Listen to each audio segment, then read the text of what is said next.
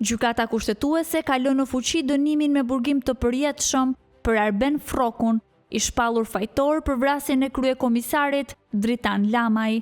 Vendimi u mor pas rihapjes së çështjes, si pasojë e ankimit të Frokut në Gjykatën Evropiane, ku ai pretendoi shkelje të drejtave të njerëzit gjatë procesit gjyqësor në Shqipëri.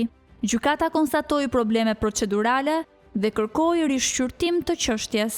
Në zbatim të këtij vendimi, Gjykata kushtetuese e Shqipërisë prishi vendimin e saj të vitit 2018 dhe mori sërish në shqyrtim kërkesat e Frokut, i cili kërkonte shfuqizimin e vendimeve gjyqësore dhe rigjykimin e çështjes nga një trup tjetër gjykuese.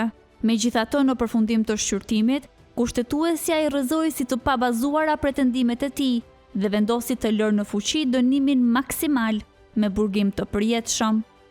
Arben Froku u dënua për vrasjen e kryekomisarit Dritan Lamaj, e ndodhur në vitin 2013 në zonën e kombinatit në Tiranë.